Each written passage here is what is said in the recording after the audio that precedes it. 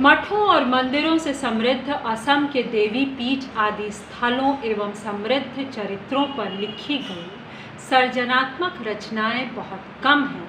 यद्यपि रजनीकांत बरदैले का ताम्रेश्वरी का मंदिर एक अनूठी रचना है। मंदिरों से जुड़ा हुआ प्राचीन इतिहास, वहाँ की धार्मिक और सांस्कृतिक परंपराएं, प्राकृतिक परिवेश और इन सब से संबंधित लोगों के रोज़मर्रा के जीवन पर सार्थक साहित्य की सृष्टि हो सकती है।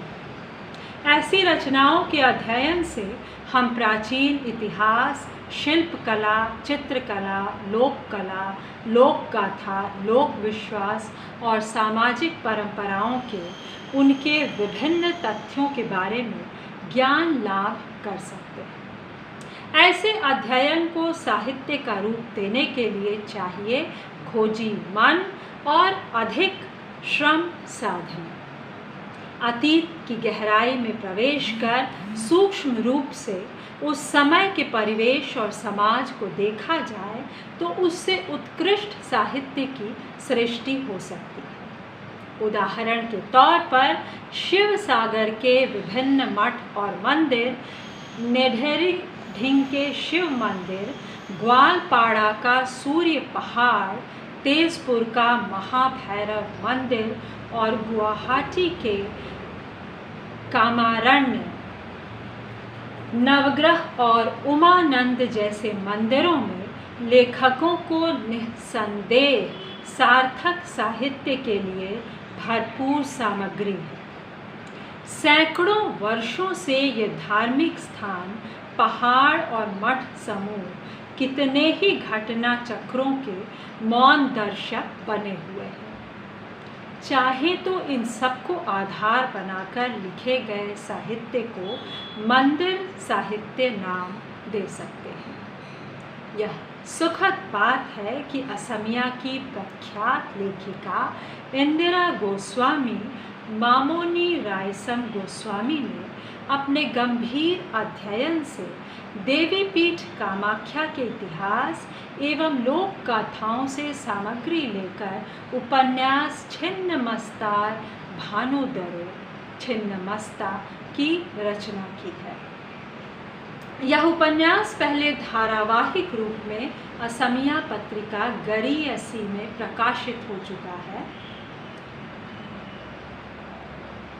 स्टूडेंट स्टोर गुवाहाटी ने 2001 में इसे प्रकाशित किया है। इस पुस्तक को हम लोग सीधे तौर पर उपन्यास नहीं कहना चाहते, यद्यपि आंचलिक लोकल उपन्यास के कई रूप इसमें समाहित हैं। इस कृति को उपन्यास कहा जाए या नहीं, इस विषय पर बहस की काफ़ी गुंजाइश है, लेकिन इसमें कोई दो राय नहीं कि यह कृति लेखिका की एक असाधारण सृष्टि है। इस पुस्तक में कामाख्या मंदिर का एक परिपूर्ण चित्र अंकित किया गया है। यहाँ की पूजा अर्चना के विभिन्न रूप, आधार नीति, लोक विश्वास, लोक गाथा, देवी पीठ के साथ जुड़ी हुई किंवदंतियाँ, देवी पीठ का इतिहास, यहाँ की धार्मिक परंपरा, मनसा पूजा में यहाँ मुस्लिम संप्रदाय के लोग भी बलि चढ़ाते थे। साथ ही इसके नकारात्मक पहलू आदि को कथानक का रूप दिया गया है। पुस्तक में कुछ भी छोड़ा नहीं गया है। दरअसल यह पुस्तक एक विशाल चित्रपट पर संयोजित छोटे बड़े और अनेक रंगों के चित्रों का कोलाज है, एक एंटिटी है।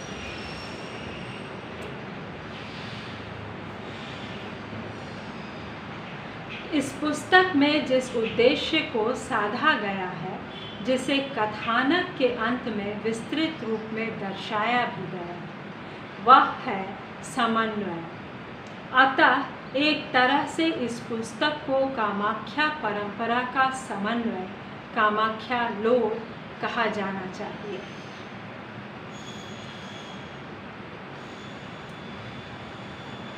असम के बाहर वाले इलाकों में एक लोक विश्वास पहले प्रचलित था कि काम रूप में जाने वाले लोग भेड़ बन जाते हैं।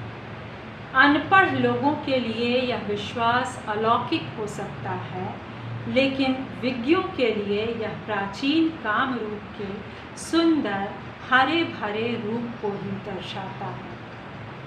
लोग इसी सुंदरता में कैद हो जाते थे और यहाँ के आकर्षण उन्हें मोह लेते थे।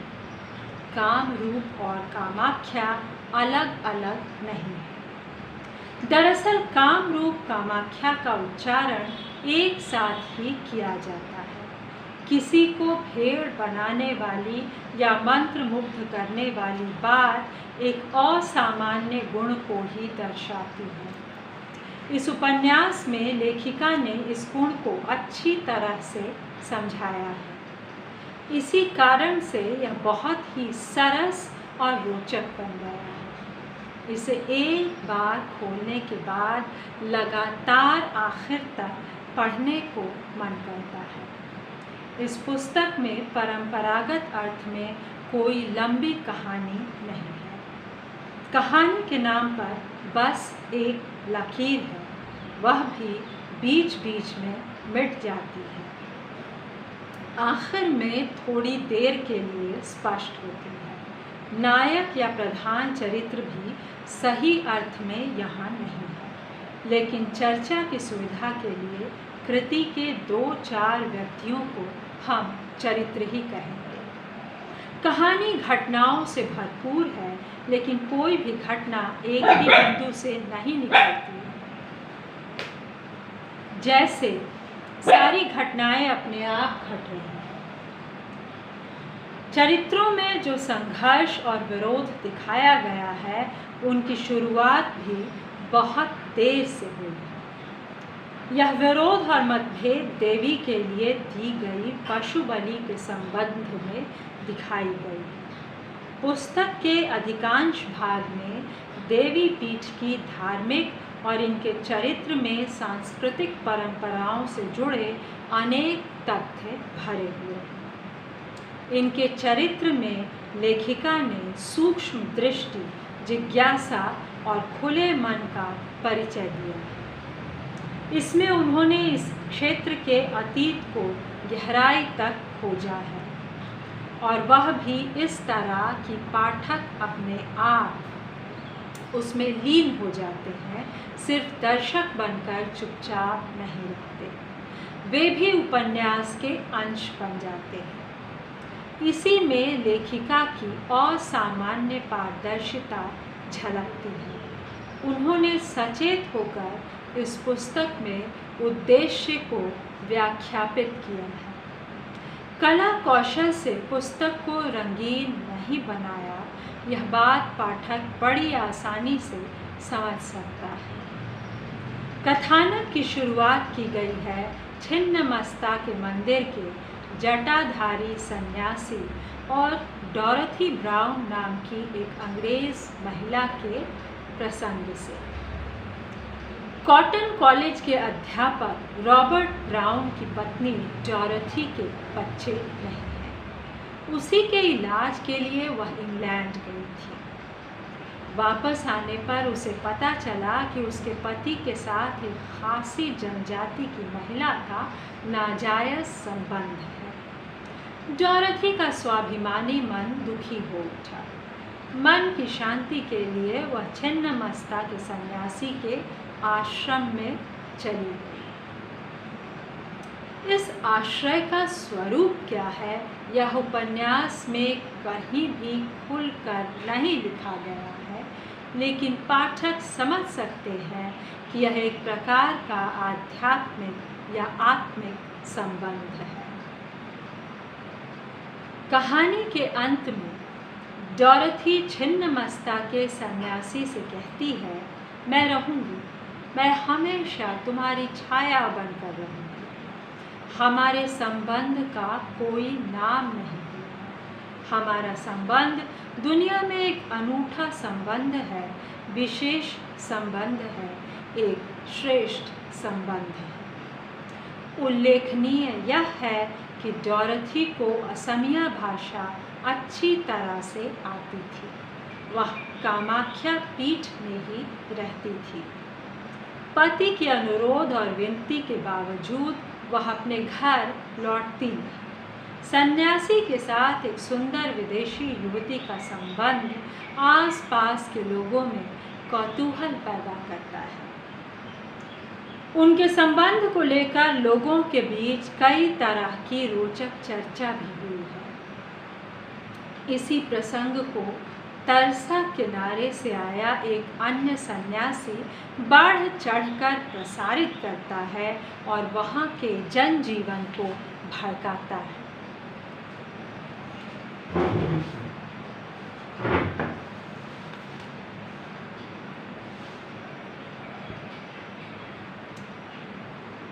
पुस्तक में इस सन्यासी को खलनायक रूप दिया गया है। डॉरथी पर बुरी नज़र रखने वाले इस सन्यासी ने बदमाशों द्वारा हमला करवाया। बदमाशों ने डॉरथी पर बलात्कार की कोशिश भी की। कथानक में कामाख्या में डॉरथी के प्रवास का जो विस्तृत विवरण दिया गया है वह पाठकों को बांधे रखता है। इस घटना के बाद कुछ दिनों के लिए छिन्न मस्ता का सन्यासी और डॉरथी ब्राउन कामाख्या से दूर चले जाते हैं। वे अपने गंतव्य स्थल के बारे में किसी को कुछ नहीं बताते, लेकिन लोगों को पता चल जाता है कि वे बलि रोकने के लिए जनमत जुटाने को गए हैं। जाने से पहले सन्यासी ने अपने प्रिय शिष्य बलि विरोधी रत्नधर को बताया था कि वे मालेगढ़ और चक्रशिला में कुछ दिन रहेंगे। उसके बाद वे लोग आगे बढ़ जाएंगे और देवध्वनि उत्सव के समय वापस आ जाएंगे। कथानक में छिन्नमस्ता के जटाधारी का प्रसंग रहस्यमय है। उसी तरह डॉरथी के चरित्र में भी काव्यांगत वैशिष्ट्य है। उसके व्यक्तित्व में शांति और दृढ़ता का समावेश दिखाया गया है। ये दोनों चरित्र पाठकों को अंत तक मुग्ध बनाए रखते हैं। कथा के अन्य चरित्र भी पाठकों को बांध कर रखते हैं। इनमें से एक है मनमोहन पांडा का बेटा रत्नधर। वह एक निपुण चित्रकार है। डॉरथी उसे चित्र बनाने के लिए उत्साहित करती है। एक और किशोर चरित्र है विधिबाला। यह लड़की भी बलि विरोधी है। यह चरित्र भी पाठकों के मन में सहानुभूति भर देता है। इस चरित्र के चित्रण में लेखिका की सहज सर्जनात्मकता, ईजी क्रिएटिविटी स्पष्ट दिखती है। इस चरित्र को विस्तृत बनाने का अवकाश था। विधिबाला को पाठक अपने मन से मिटा नहीं पाते। असमिया पत्रिका गरियसी में प्रकाशित होते समय ही यह पुस्तक काफ़ी चर्चित हुई थी। इसका कारण था कि लेखिका ने इस पुस्तक में पशु बलि का विरोध किया है। अपने वक्तव्य के समर्थन में उन्होंने कालिका पुराण आदि शास्त्रों के अंशों को भी उद्धृत किया है। छिन्नमस्ता के सन्यासी बलि प्रथा का विरोध करते हैं। वे हर समय जोर देकर बोलते रहते हैं, माँ छिन्नमस्ता, माँ तुम रक्त वस्त्र उतार दो, माँ माँ। एक उदाहरण देखिए। छिन्नमस्ता के सन्यासी के लिए प्रतीक्षारत भक्तों ने एक साथ कहा, रक्त को त्याग दो, फूलों से देवी की पूजा करो, फूलों में ज़्यादा शक्ति है, रक्त को त्याग दो। फूलों से जगजननी के पैर धुलाओ, फूलों की पंखुड़ियों में मनुष्य हृदय छिपा रहता है। मनुष्य की अदृश्य आत्मा को फूल ही सुगंधित बनाए रखते हैं। रक्त को त्याग दो, फूलों से देवी माता की पूजा करो। कहानी के मध्य भाग से ही इस प्रसंग को मूल रूप दिया गया है और यह धीरे धीरे तेज गति से आगे बढ़ने लगता है। इसका विरोध भी होता है। दो अलग अलग विचार वाले लोग आपस में टकराते हैं। एक दल तर्क सम्मत, जीव प्रेमी और उदार है। दूसरा दल पुराने संस्कारों से घिरा, हिंस्र और पराश्रित है। दरअसल यही कथानक का मूल विषय है, लेकिन इसे सर्जनात्मक स्वरूप प्रदान किया गया है। कथानक में मूल विषय के साथ कई प्रक्षिप्त घटनाएं हैं। इनमें से किशोरी विधिवाला का प्रसंग भी एक है। एक बूढ़े शादीशुदा और पहली पत्नी से हुए बच्चों वाले आदमी के साथ विधिवाला की शादी करना चाहते हैं उसके पिता, जो पुराने संस्कारों को मानते हैं। विधिवाला के साथ की गई इस जबरदस्ती की यहाँ पशु बलि से तुलना की गई है। अलग अलग चरित्र कथा के विस्तार में सहायक सिद्ध हुए हैं। इन चरित्रों में मुख्य हैं पुलू ढोलकिया, विधिवाला के पिता सिंह दत्त, नर्तकी वेश्याओं के दल और विभिन्न देवी देवताओं के घोड़ा, वे लोग जिनकी आत्मा देवी देवता से प्रेरित हो जाती है। कामाख्या के जनजीवन की सच्ची कहानी गरीबी, निरक्षरता, अज्ञान, कुसंस्कार और अंधविश्वासों से घिरे लोगों की सच्ची कहानी लेखिका ने इस पुस्तक में दी है। सिर्फ कामाख्या ही नहीं, कामाख्या के आसपास वाले इलाकों, ब्रह्मपुत्र के उत्तर और दक्षिण किनारों का जनजीवन भी इस उपन्यास में स्पष्ट है। इस तरह से देखा जाए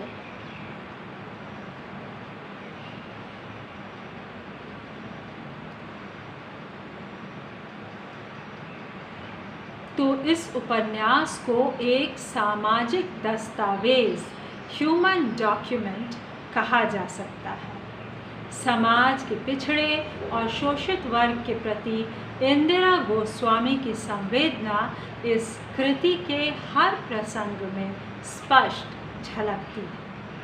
उपन्यास में ब्रह्मपुत्र के उत्तर और दक्षिण किनारे की विभिन्न जगहों को ध्यान में रखकर ही लेखिका ने अनेक प्रसंगों में आंचलिक काम रूपी भाषा का प्रयोग किया है। इसके फलस्वरूप कथानक का अधिकांश यथार्थ से जुड़ गया है। बहुत दिनों से कामाख्या से दूर चले गए छिन्नमस्ता के सन्यासी और डॉरथी ब्राउन वापस आ जाते हैं। किसी हत्यारे ने गोली मारकर डॉरथी की हत्या कर दी है। बाद में पता चलता है कि गोली मारने वाला व्यक्ति डॉरथी का पति था। यहाँ तक कहानी की सिर्फ आउटलाइन दी गई है। अलग अलग उपादान इसे पूर्णता प्रदान करते हैं। उनमें हैं अनेक खंड चित्र, लोक गाथाएं, लोक विश्वास, प्रकृति वर्णन, इतिहास, किंवदंतियाँ, लोकाचार और वहाँ की राजनैतिक परिस्थितियाँ। कहानी कितनी सशक्त है यह इस उपन्यास में मुख्य बात नहीं है। मुख्य बात है इसकी परिपूर्णता, लेखिका की असाधारण प्रतिभा। हर प्रसंग में पाठक कहानी के साथ जुड़ जाता है, वह सिर्फ दर्शक नहीं बना रहता। पुस्तक की एक उल्लेखनीय विशेषता है परंपरा से चली आ रही पशु बलि जैसी निर्मम प्रथा का विरोध। लेखक का उद्देश्य भी यही है। डॉरथी, विधिवाला और रत्नधर सब मन से पशु बलि का विरोध करते हैं। साथ ही विद्यापीठ के वे छात्र भी हैं जो बलि प्रथा बंद करवाने के लिए लोगों से दस्तखत कराते फिरते हैं। असमिया साहित्य में समाज को जागरूक करने वाली अनेक रचनाएं हैं। छिन्नमस्ता उसकी आखिरी कड़ी है। लेकिन पशु बलि के विरोध में आवाज़ उठाने वाले असमिया साहित्यकारों में इंदिरा गोस्वामी का पहला नाम है। उसकी साहसपूर्ण कोशिश को यहाँ की जनता का समर्थन मिला है। पशु बलि विरोध जैसे एक नाजुक धार्मिक विषय को लेते समय लेखिका ने तर्क, चिंतन और शास्त्रों के प्रमाणों का सहारा लिया है। फिर भी उनके विचारों में कहीं उग्र रूप नहीं दिखाई देता और किसी की भी भावनाओं को उन्होंने आघात नहीं पहुंचाया, बल्कि रचना, धर्म और भावनाओं का आश्रय लिया। लेखिका को विश्वास है कि भावनाएं अधिक फलप्रद होती हैं। कुछ एक उदाहरण इस प्रकार है। रत्नधर हाथ के नाखून से जमीन कुरेदने लगा। उसके मुंह से झाग निकलने लगा। वह गला फाड़कर चिल्लाने लगा, पकड़ो पकड़ो, बलि के लिए लाया गया है। ओफ ओफ। वह वध स्थल में जाना नहीं चाहता है। डर के मारे उसकी विष्ठा निकल गई है। ओह ओह, उसकी आंखें देखो, उस पर रहम खाओ उस पर। वह मरना नहीं चाहता है, उसे मुक्ति नहीं चाहिए। उसे घसीट कर इस तरह मुक्ति देने की ज़रूरत नहीं है। पकड़ो पकड़ो, वह जिंदा रहना चाहता है। देवी माँ की बनाई हुई इस हरी भरी धरती पर वह जिंदा रहना चाहता है। पकड़ो पकड़ो। रत्नधर के सीने में जैसे भैंसा के खुर की खट खट आवाज़ गूंजने लगी। उसकी देह के रक्त प्रवाह के साथ यह शब्द मिलकर एक हो गया है। नाव से एक हट्टा कट्टा आदमी उतरा। उसकी गोद में 3 साल का एक बच्चा था। बाएं हाथ से उसने बलि के लिए लाया गया एक बकरा पकड़ रखा था। बच्चा बकरे के साथ खेल रहा था। चितकबरा और मोटा ताज़ा बकरा भी उस हट्टे कट्टे आदमी की गोद में चढ़कर कान हिलाते हुए बच्चे के साथ खेल रहा था। बेचारे को क्या पता कि कुछ ही क्षणों में उसके खून से बच्चे का माथा रंगा जाएगा। तरसा किनारे का सन्यासी पहाड़ से उतरकर उस हट्टे कट्टे आदमी के सामने खड़ा हो गया। फिर एक ताम्रपत्र दिखाकर कहने लगा, खून दोगे? बकरे ने बच्चे के सीने पर सिर छुपाकर अपना बदन झाड़ा। बकरे के मालिक ने एक बार उसे बाएं हाथ से कसकर पकड़ लिया। फिर से एक बार सन्यासी ने चिल्लाकर उससे कहा, ले जाओ, यह ताम्रपत्र ले जाओ, मुझे खून चाहिए। बीच सड़क पर काली का घोड़ा बने आदमी से अपना भविष्य पूछने के लिए एक सुंदर महिला आकर खड़ी हो गई। उसके दाएं हाथ में एक गोल मटोल बच्ची थी। बीच बीच में बच्ची माँ का ब्लाउज हटाकर दूध पीने की कोशिश कर रही थी। वह बाएं हाथ से बकरे का एक छोटा सा बच्चा पकड़े थी। भीड़ में दबने से उस बच्चे ने बीच सड़क पर ही उल्टी कर दी। उसकी सफ़ेद रंग की उल्टी देखकर आसपास से धक्का मुक्की करते हुए भक्तों को डर का उठे। बिल्कुल माँ का दूध पीता हुआ बच्चा है, उल्टी के साथ दूध ही निकला है। महिला ने बड़ी बड़ी आँखों से बलि को लाए गए बकरी के बच्चे को देखा। आसपास खड़े भक्त बोले, ओह ओह, ये दोनों ही माँ का दूध पीते बच्चे हैं। देवा को खून पिलाने के लिए क्यों ले आई? छोटी सी बच्ची ने एक बार माँ को और फिर बकरी के बच्चे को देखकर पूछा, इसकी माँ कहाँ है? इसकी माँ कहाँ है? इस तरह का एक अंतर्भेदी विषाद बोध पूरी कहानी में देखा जा सकता है। यह विषाद बोध उपन्यास की गंभीरता और उसकी संपूर्णता व्यक्त करता है। जटाधारी ने डॉरेथी से कहा था, देखो, कोई सुखी नहीं है, इस जगत में कोई संपूर्ण रूप से सुखी नहीं है। शरीर के टूटे बिखरे मांस में एक सुघड़ आकार की कल्पना करके लोग सिर्फ भाग दौड़ करते रहते हैं। छिन्नमस्ता लिखते समय इसकी कथा के विभिन्न पक्षों को सोचा गया है। इसमें से एक उदाहरण ही हमने दिए हैं। विचारशील पाठक ज़रूर इस कृति में और भी विशेषताएं पाएंगे, इत्यादि इत्यादि। आप देख सकते हैं, आपको इस प्रस्तुति में इस उपन्यास के बारे में बहुत कुछ मिल गया होगा दोस्तों। मुझे भी मिल गया, साझा करके खुशी हो रही है। बहुत बहुत धन्यवाद मुझे सुनने के लिए। आशा है कि मेरा पाठ आपको पसंद आएगा।